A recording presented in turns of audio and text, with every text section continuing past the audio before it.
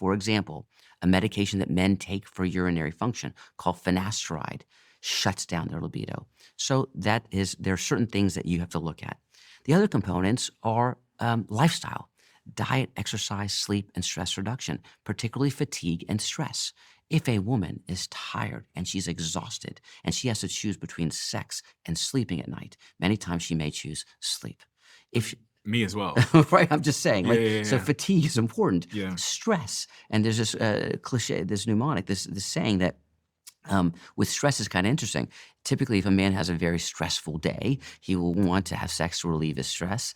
Women have to relieve their stress to engage in sexual activity. It's kind of the opposite. You know what I mean? So I tell men, if you really want to have sex with your wife, do the dishes, take out the trash, do everything you can to tuck the kids in bed early, relieve her stress, because that will significantly increase her desire to engage in sexual activity. But the other one is psychogenic. And so we talked about that earlier. Sex has a huge mental component. Your relationship with your partner, how close you feel with your partner. So sometimes patients come to me and they're in an abusive relationship, and they say, "Give me the pill that improves my libido." I said, "It's not going to work. I mean, the essence, the core, the foundation is not working, and therefore it's really important for them to see a sex therapist." One thing for men that actually shuts down their libido is when they start developing erectile dysfunction.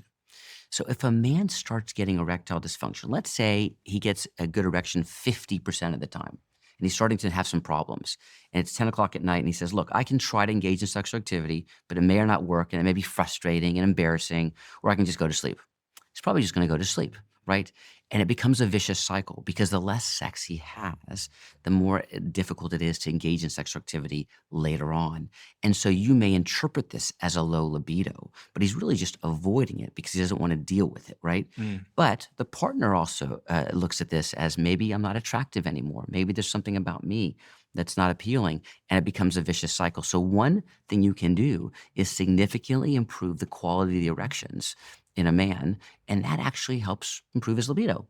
So, for example, if I tell a man, if every night you have a great erection, and every morning you wake up with a great erection, what are you going to probably do? You're probably going to use it, right? So libido inherently goes up, Mhm. right? So I think ED and libido are tied very closely.